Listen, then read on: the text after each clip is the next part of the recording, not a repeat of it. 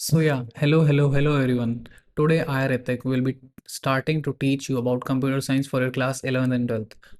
For today's lecture, I will be starting from 11th class, first chapter, computer system. So we will begin our topic, first topic, that is introduction to computer system. So computer system को समझने से पहले हमें समझना पड़ेगा कि computer क्या होता है। कंप्यूटर बेसिकली एक डिवाइस होता है जिसमें तीन मेन पार्ट्स होते हैं: input, output, and the process that goes along with it. So input, जैसे कि हम कोई डेटा दें जिस पे कंप्यूटर कुछ वर्क करना हो, जैसे कि हमने माउस को मूव किया या फिर कीबोर्ड पे कोई की टैप करी या समथिंग लाइक दैट। सो इसके बाद जो इंस्ट्रक्शंस कंप्यूटर के अंदर जाएगी वो प्रोसेस होएगी, this will be our next step. And after the processing, जब ये प्रोसेस जो भी चीज़ होनी होगी कंप्लीट हो जाएगी, इसके बाद हमें एक आउटपुट मिलेगा।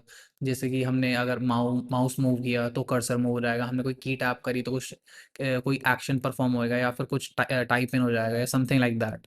सो with this we know a computer is an electronic device. As we all know, it consumes electricity, so it is an electronic device that can be programmed. So this word programmed means we make it like that, we हमने इसे ground up से बनाया है इस तरीके से जो कि ये काम करे। It is that can be programmed to accept data for input, then process it, एक काम करेगा उसके ऊपर, फिर एंड देन जनरेट रिजल्ट। उस प्रोसेस को कंप्लीट करने के बाद हमें एक रिजल्ट देगा एज एन आउटपुट। अब हमें पता लग गया कि कंप्यूटर क्या है, बट हमारा टॉपिक का नाम था introduction to computer system. So computer system क्या है? कंप्यूटर सिस्टम एक कॉम्बिनेशन ले लो जिसमें हम computer with additional hardware and software आते हैं। A computer along with additional hardware and software together is called a computer system. So with this we know what computer system is. Now the next line says computer system primarily comprises a CPU or central processing unit, memory, input output, and a storage devices. So this means a computer that has additional hardware and software, but it is a vague, like हमें एक rough idea है इसमें क्या है। To be more exact और precise, एक computer में एक सीपीयू होता है, सेंट्रल प्रोसेसिंग यूनिट, जो कि एक्ट करता है एज मेन मेन थिंकिंग और ब्रेन ऑफ द कंप्यूटर। इसके बाद आते हैं इनपुट आउटपुट डिवाइसेस, जिससे हम कंप्यूटर के साथ इंटरेक्ट कर सकते हैं या फिर रिजल्ट और आउटपुट देख सकते हैं। इनपुट आउटपुट यूनिट के बाद आते हैं मेमोरी। अगर कोई भी इनपुट कंप्यूटर में जाता है तो उसे पहले मेमोरी में स्टोर करा जाता है before processing it, and after processing it it comes again within the memory, then after it is shown as our output. Comprises a central processing unit, CPU, a memory, input output devices and storage devices। जैसा कि मैंने अभी आपको बताया कि इसमें एक memory होती है, बट स्टोरेज डिवाइसेस भी लिखा है। अब इनमें डिफरेंस क्या है मेमोरी और स्टोरेज डिवाइसेस में? जब हम मेमोरी लिखते हैं तो it mainly means a RAM, ये टेम्पररीली उसमें स्टोर होती है। बट स्टोरेज डिवाइस एक तरीके की डिवाइस होता है जिसमें हम डेटा स्टोर करते हैं, जो कि लॉन्ग टर्म और परमानेंट स्टोरेज के लिए होती हैं। जब ये सारे कंपोनेंट्स जो भी मैंने आपको बताया अभी, CPU, memory, input output unit and storage unit, जब ये सारे एक साथ फंक्शन करते हैं तो हमें डिलीवर करते हैं अ डिजायर्ड आउटपुट। जैसे कि हमें कोई कैलकुलेशन करनी हो, प्लस माइनस और समथिंग लाइक दैट, और big calculation, for example we are finding integral part of something और समथिंग लाइक दैट। तो जब ये सारे कंपोनेंट्स एक साथ काम करते हैं एक यूनिट की तरह, तो हमें एक डिजायर्ड आउटपुट मिलता है जो हमें चाहिए। अब computer comes in various forms and sizes. Computer एक वो नहीं है कि बस आपको एक बड़ा सा डिस्प्ले दे दी गई या फिर एक सीपीयू दे दिया, एक कीबोर्ड, एक माउस हो गया। This is a computer, but the main definition of the computer is not this. Computer's main definition is any electronic device that can take input, process on it and give output, and it comes in various forms and sizes. This means computer की कोई भी size हो सकती है, कोई भी form हो सकता है। जैसे कि मैंने आपको बताया, एक डिस्प्ले हो गई, एक सीपीयू हो गया, या फिर एक हमारा कीबोर्ड हो गया, एक माउस हो गया, ये सारा मिला के बनाते हैं पर्सनल कंप्यूटर और अब पीसी। हमारा लैपटॉप भी एक तरीके से हम कंप्यूटर बोल सकते हैं, हमारा मोबाइल फ़ोन भी एक कंप्यूटर है, हमारा टैबलेट भी एक कंप्यूटर है, और भी बहुत चीज़ें हैं। जैसे कि अभी आजकल आपने सुना हो मे बी, जो स्मार्ट ग्लासेस हैं उन्हें भी as a fully functional computer बोल सकते हैं हम। अब एक कंप्यूटर जो होता है वो वेरी कर सकता है high and server. High and server मतलब जैसे कि आप अमेजोन वगैरह चलाते हो या फिर कोई भी बड़ा ऐप चलाते हो, बड़ी वेबसाइट चलाते हो, तो इसका जो भी डेटा है वो एक सर्वर में जाके स्टोर वगैरह होता है, और जो भी बैकग्राउंड फंक्शनिंग होती है वो एक सर्वर में होती है। कंप्यूटर वेरी कर सकता है एक बहुत बड़े सर्वर से लेकर एक छोटे से मोबाइल फोन और टैबलेट तक, और इवन स्मार्ट वॉच। अब ये जो नीचे एक डायग्राम है, ये हमें दिखाता है कि फंक्शनल ब्लॉक्स जो होते हैं कंप्यूटर के अंदर वो किस तरीके से काम करते हैं, मतलब एक एक दूसरे से अलाइंड होते हैं। सबसे पहले आता है हमारा input devices. These devices will be used to give input data to the computer। जैसे कि हमने की प्रेस करी, हमने माउस मूव किया और हमने फ़ोन को टच किया और समथिंग लाइक दैट, या वॉइस कमांड दे दी, ये होते हैं इनपुट डिवाइसेस। इनपुट डिवाइस से जो डेटा है वो सीधा जाता है फिर सीपीयू के पास। सीपीयू में अगर हमें कोई कैलकुलेशन या लॉजिक बेस्ड काम करना हो वो एएलयू के पास जाता है। इससे वो क्या कहते हैं फंक्शनिंग करता है। अगर अरिथमेटिक जैसे कि कैलकुलेशंस हो या फिर कोई लॉजिक बेस्ड क्वेश्चन हो। और सीपीयू के अंदर कंट्रोल यूनिट भी होता है। कंट्रोल यूनिट क्या कंट्रोल करता है कि हम किस प्रोसेस में या किस सीक्वेंस में कौन सा काम करेंगे।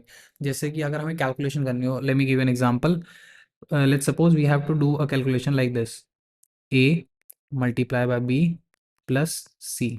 So to compute this, first we will have to multiply these numbers, okay, BODMAS rule। Then जो भी हमारा टेम्पररी डेटा होगा इनका multiplication, then it will be added to C, then we will get our output और answer.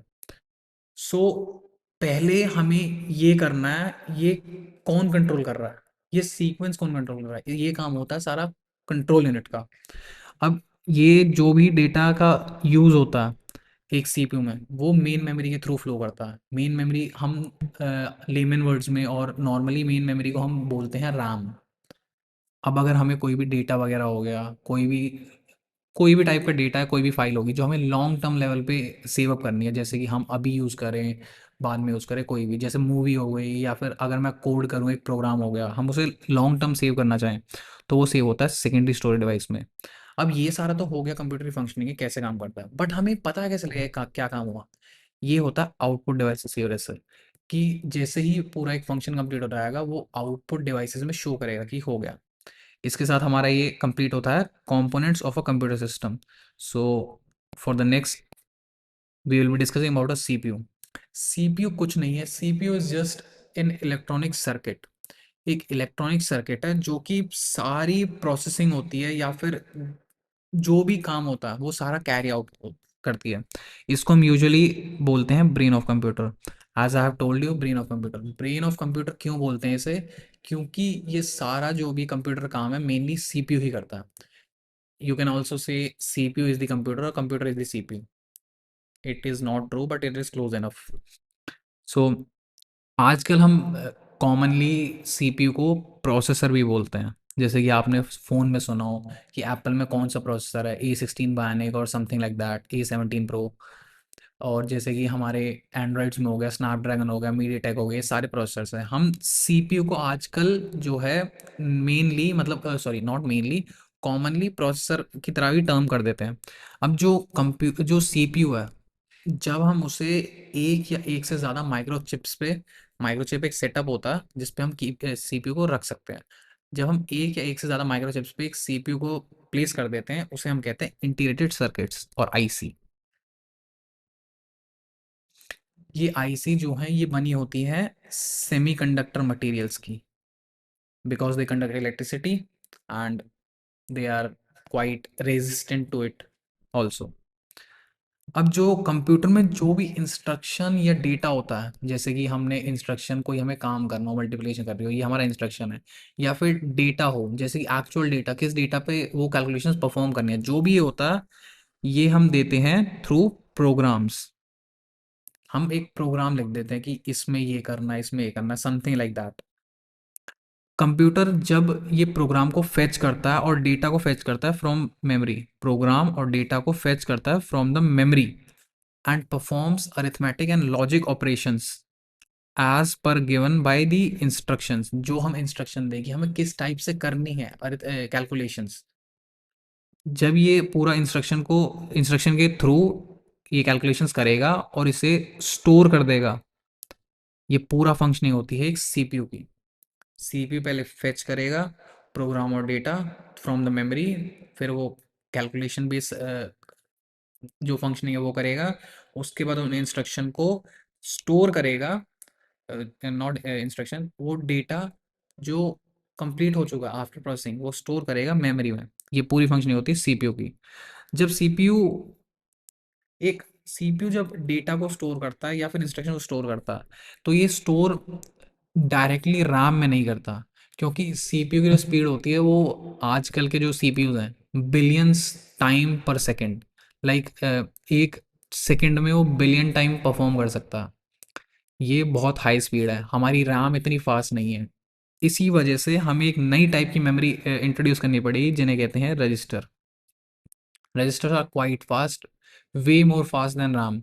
ये register जो हैं ये होते हैं एक सीपीयू जो कि बिलियंस टाइम पर सेकेंड पे काम करता है, और एक रैम जो होती है जिसमें मेनली डेटा होता है जिस पे हम काम कर रहे हैं, इनके बीच में, ताकि डेटा फ्लो भी बना रहे और स्पीड भी बनी रहे। जनरली रजिस्टर्स में वो डेटा स्टोर होता है जो कि हम बैक एंड फोर्थ यूज़ करते रहते हैं रेगुलर बेसिस पे, वो जनरली रजिस्टर्स में सेव होता रहता है। रजिस्टर्स एक सीपीयू चिप का पार्ट होते हैं और लिमिटेड होते हैं in size and number. Size और नंबर में लिमिटेड होते हैं क्योंकि दे आर क्वाइट एक्सपेंसिव। ये काफ़ी एक्सपेंसिव होते हैं टू प्रोड्यूस, तो इसीलिए हम एक बड़े लेवल पे उसे प्रोड्यूस नहीं कर सकते और ज़्यादा नंबर में यूज़ भी नहीं कर सकते क्योंकि एक्सपेंसिव है। अगर हम सिर्फ उन्हें ही यूज़ करते रहेंगे तो जो प्राइसिंग हुई है वो बहुत ज़्यादा बढ़ जाएगी। अलग अलग रजिस्टर मतलब रजिस्टर्स एक मेन टर्म है, अलग अलग टाइप के रजिस्टर अलग अलग काम के लिए यूज होते हैं। जैसे कि यहाँ पे लिखा है डेटा स्टोर करने के लिए डेटा रजिस्टर्स यूज होते हैं, इंस्ट्रक्शन स्टोर करने के लिए अलग रजिस्टर यूज होते हैं, इंटरमीडिएट रिजल्ट्स को स्टोर करने के लिए अलग टाइप के रजिस्टर्स यूज होते हैं। There are way more type of registers. अगर आप में से कोई बीटेक करे इन सीएस, तो उसमें जब आप कोआ सब्जेक्ट को पढ़ोगे, कंप्यूटर ऑर्गेनाइजेशन एंड आर्किटेक्चर, इसमें रजिस्टर के बारे में बहुत डेप्थ में पढ़ाया गया है। मैंने खुद पढ़ा। रजिस्टर्स के अलावा सीपीयू में दो पार्ट होते हैं। पहला होता है ALU, arithmetic logic unit. Second होता है कंट्रोल यूनिट। मैंने आपको फंक्शनल ब्लॉक में समझाया था। अरिथमेटिक एएलयू और अरिथमेटिक लॉजिक यूनिट जो पार्ट होता है वो सारी arithmetic and logic based operations जो हैं वो करता है। इंस्ट्रक्शन के अकॉर्डिंग जो भी इंस्ट्रक्शन देते हैं उसके अकॉर्डिंग वो करता है। बट जो सीयू है वो कंट्रोल करता है sequential instruction. Sequential instruction, two words. Sequential means sequence, instruction means what we are instructing it to do. एक sequence of instruction कि किस फ्लो में करना है, पहले ये काम करना है, फिर ये काम करना है, फिर ये काम ये करना है, फिर ये काम करना है। ये कौन चेक करता है और कौन कंट्रोल करता है? ये है सीयू का काम, कंट्रोल यूनिट काम इनसाइड द सीपीयू। सीपीयू आजकल मोस्ट पॉपुलरली माइक्रो प्रोसेसर्स के नाम से जाना जाता है। इसके बारे में हम पढ़ेंगे with in like I think 3 classes later. It must be written here. Yeah, 1.5. So after 3 class, we will deep dive into the microprocessors, why it is called microprocessors and what are microprocessors. So don't worry about it. So next topic हमारा आ जाता है input devices. अब input devices क्या है आप word से ही समझ सकते हैं। इनपुट डिवाइसेस किस काम आते हैं? इनपुट डिवाइसेस काम होता है जिन डिवाइसेस से हम एक इनपुट डेटा को कंप्यूटर को दे सकते हैं। जैसे कि हमने माउस मूव कर दिया, कर्सर मूव हुआ, ये इनपुट डेटा गया कंप्यूटर के पास कि हमने माउस मूव कर दिया, वो उस चीज पे काम करेगा फिर आगे। The device through which control signals are sent. अब ठीक है। The device through which control signals are sent to a computer control signals हम भेज रहे हैं कंप्यूटर को, इन्हें कहते हैं हम इनपुट डिवाइसेस। ये डिवाइस जो हैं कन्वर्ट करते हैं इनपुट डेटा को इनटू डिजिटल फॉर्म। मतलब हमने मूव किया कर्सर या की टाइप करी, इस डेटा को, ये जो डेटा है टाइपिंग क्लिकिंग ऑन अ की और मूविंग अ माउस, ये जो फिजिकल डेटा है और I must say input data है, इसको डिजिटल फॉर्म में कन्वर्ट करता है इन बाइनरी फॉर्म, 0 और 1, ताकि कंप्यूटर को पता लग सके क्या हुआ है। That is acceptable by the computer, यहाँ पे भी लिखा है digital form that is acceptable by the computer system. Computer system accept करता है only binary data, 0s and 1। इन इसके कुछ एग्जांपल है, कीबोर्ड जैसा कि मैंने आपको समझाया, mouse as I have told you, scanner जिससे हम स्कैन कर सकते हैं चीज़ें, और टच स्क्रीन, हमारे फ़ोन्स में जो टच स्क्रीन है उस वो भी एक टाइप ऑफ इनपुट डिवाइस है। वो हमारा इनपुट ले रजिस्टर कर रहा है कि हमारी फिंगर कहाँ पे आई, उस हिसाब से वो काम कर रहा है। अब जैसे कि कुछ होते हैं लोग जो विजुअली इम्पेयर्ड होते हैं, जो देख नहीं सकते, उनके लिए इनपुट कैसे देते हैं, उसके लिए होता है specially designed Braille keyboards. Braille keyboards क्या होते हैं, इसमें छोटे छोटे ग्रूव से होते हैं और हाउ डू एक्सप्लेन इट, छोटे छोटे पॉइंट्स से होते हैं, जो छोटी छोटी बॉल्स होती हैं उस टाइप के होते हैं, टेक्सचर टाइप। वो एक स्पेसिफिक वे में बने होते हैं फॉर एवरी अदर अल्फ़ाबेट और एनी लेटर और एनी नंबर। सो उसे टच से वो समझ सकते हैं वो क्या दे रहे हैं, इससे वो इनपुट दे सकते हैं। अब जैसे कि टेक्नोलॉजी एडवांस हो रही है, I know most of you know about it, Google search. Google search में बेसिकली क्या करते हैं हम, एक not Google search, Google voice search. Google voice search में हम क्या करते हैं, एक बटन क्लिक करते हैं, उसके बाद उस बटन क्लिक होने के बाद हम बोल के इनपुट डेटा दे सकते हैं। ये कैसे हुआ, जैसे जैसे टेक्नोलॉजी एडवांस होती जा रही है वैसे वैसे हम नई टाइप की चीज़ें इन्वेंट करते जा रहे हैं। मे बी क्या पता, अगर स्मार्ट ग्लासेस जो हैं, अभी बहुत सारी कंपनियां उस पर काम कर रही हैं, मे बी वो इतने एडवांस हो रहा है कि हमें बोलने की भी ज़रूरत ना पड़े इनपुट डेटा देने के लिए, मे बी हम अपनी आइज़ को मूव करके डेटा दे सकें। So yeah, with this use of Google Voice Search, we give input as a search string through our voices. अब जो डेटा है जो कि इनपुट डिवाइस के थ्रू जा रहा है, वो स्टोर होता है मेन मेमोरी में, जिसे हम रैम भी कहते हैं। बट अगर हमें ये डेटा परमानेंटली स्टोर करना पड़े, रैम में तो नहीं हो सकता। इसके लिए हम एक एडिशनल स्टोरेज लोकेशन बनाते हैं, जिसे कहते हैं सेकेंडरी मेमोरी। जैसे आपकी लॉन्ग टर्म स्टोरेज है फ़ोन में होती है, या फिर कंप्यूटर लैपटॉप्स में होती है, H hard hard disk drive और सॉलिड स्टेट ड्राइव एस। इस टाइप की सेकेंडरी मेमोरी हम बनाते हैं फॉर लॉन्ग टर्म स्टोरेज। अब नेक्स्ट हमारा टॉपिक आ गया आउटपुट डिवाइसेस। आउटपुट डिवाइसेस भी इनपुट डिवाइस की तरह आप हेडिंग से ही समझ सकते हैं क्या होता है।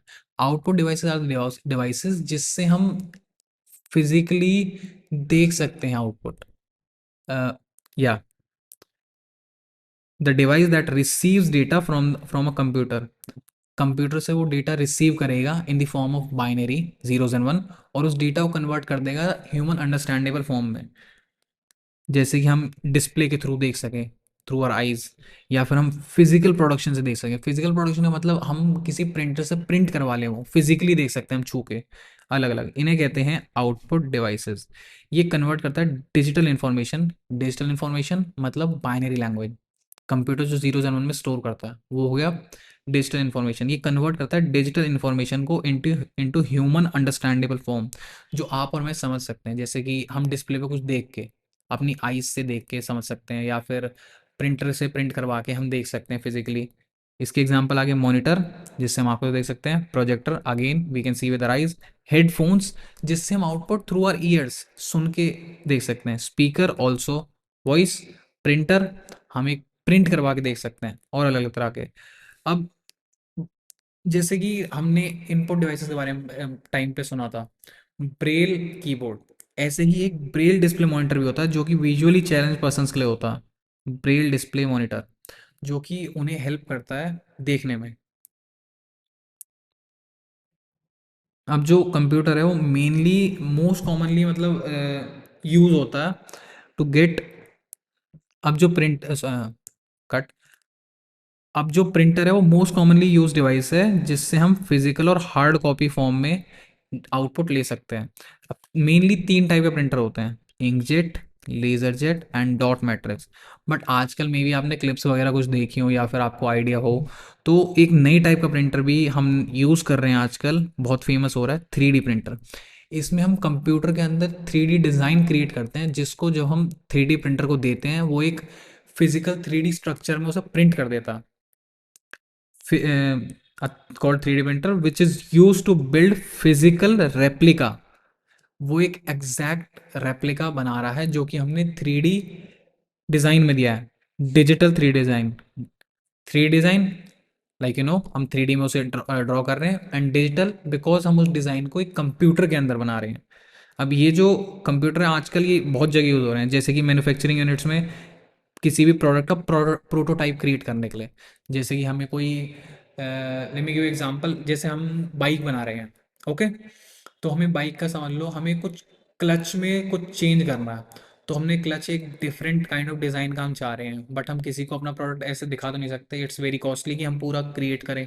तो हम एक सिंपल डिज़ाइन बना के 3D प्रिंटर को दे सकते हैं, वो प्रिंट करके दे देगा वो डिज़ाइन, हम उसे एज अ फिजिकल रेप्लिका दिखा सकते हैं अपने प्रोडक्ट का। और आजकल इनका जो यूसेज है वो थोड़ा आगे हम करते जा रहे हैं, मे बी हम आगे बॉडी ऑर्गन्स को डेवलप कर सकें इनसे। अगर हम कर सकते हैं तो it's well well and good, बहुत बूम कर सकती है इंडस्ट्री।